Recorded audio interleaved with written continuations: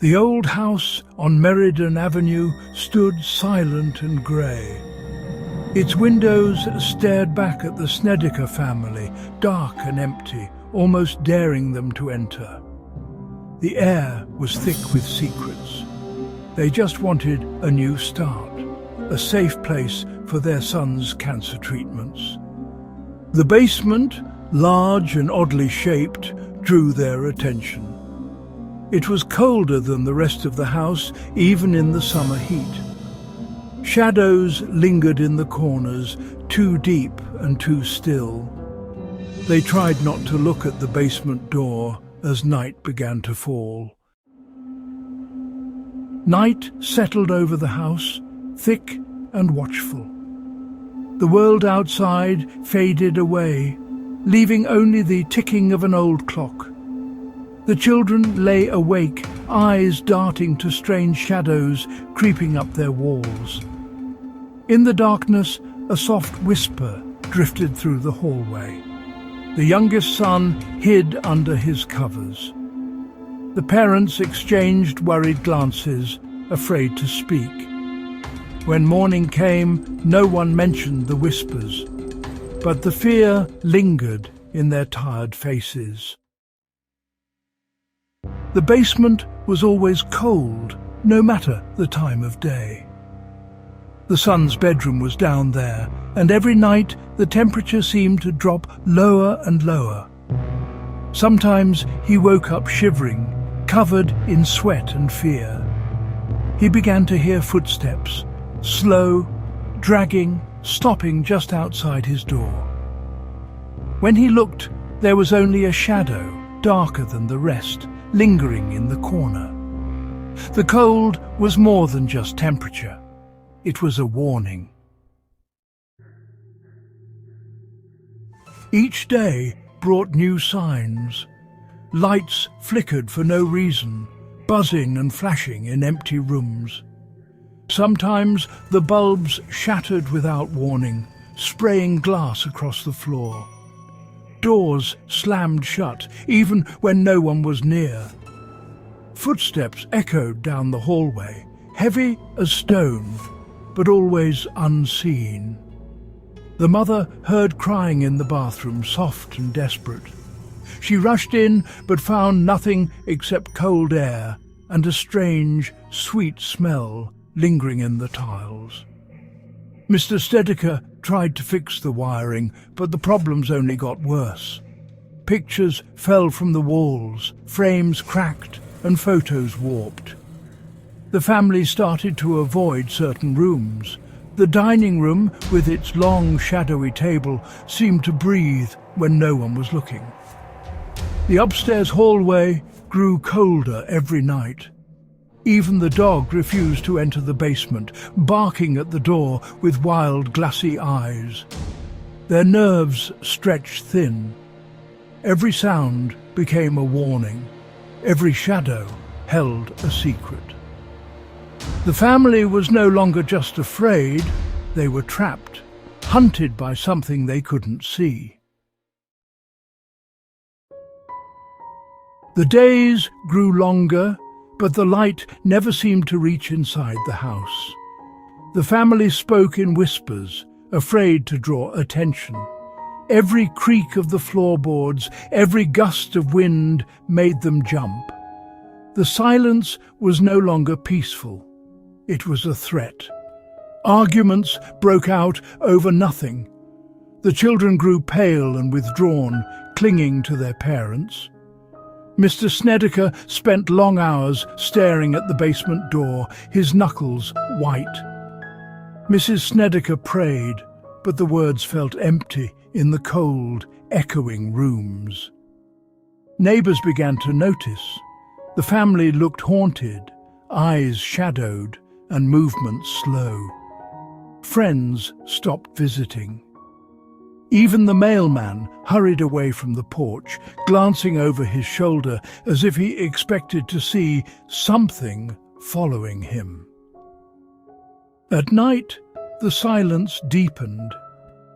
It felt like the house was waiting, holding its breath for something terrible to happen. The family barely slept, afraid of what the darkness would bring. One afternoon, a smell filled the basement. Sickly sweet, almost rotten. The son complained of headaches and nightmares. Mr. Snedeker decided to investigate. He pried up a loose floorboard, hoping to find a broken pipe or dead animal. Instead, he found something worse. Under the floorboards, the dirt was stained dark, almost black. There were strange objects buried, old, rusted tools, bits of cloth, and something that looked like a bone. The family gathered around, horrified. The air grew colder, the shadows deeper. It was as if they had woken something up. Mrs. Snedeker began to research the house's history. She found old records. This place had once been a funeral home. Embalming equipment, hidden rooms, and stories of bodies never claimed. The basement had secrets, and now the family knew why the shadows felt so thick. The discovery didn't bring comfort. It only made the fear worse. Now every creak, every cold breath felt like a message from the past. The house wasn't just haunted, it was angry. That night, the nightmares grew stronger. The children screamed in their sleep, faces pressed against the glass. Mrs. Snedeker saw tall shapes gliding in the hallway just beyond the light. Doors rattled and the walls shook as if something inside wanted out. The family huddled together, desperate for morning to come. By dawn they knew they had to fight for their sanity or flee before it was too late. The Snedekers tried to fight back. They brought in priests, burned incense, and hung crosses in every room.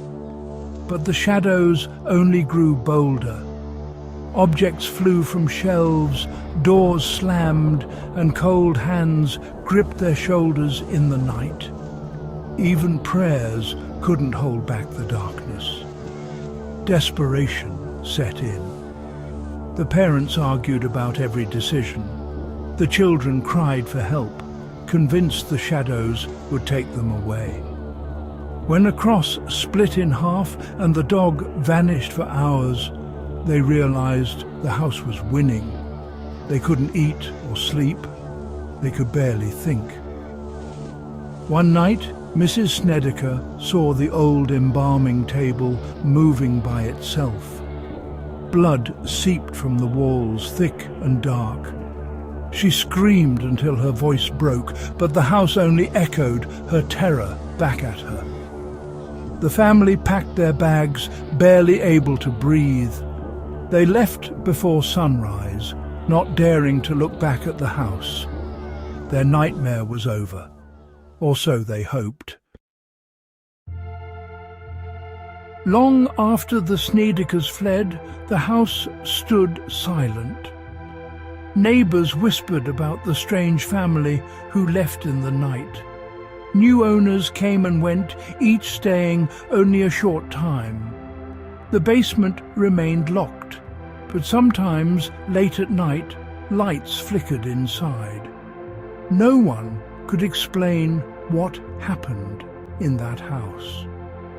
The secrets stayed buried, hidden beneath the floorboards and behind the walls.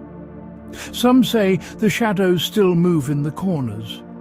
Others claim to hear footsteps on the stairs or see faces in the windows after midnight. The Snedekers tried to rebuild their lives, but the memories never faded.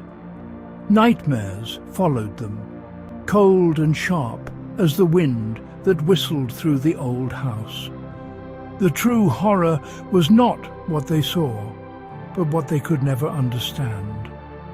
The house waits, patient and hungry, its secrets hidden in the dark. Some nightmares never end. They only wait for the next family to walk through the door.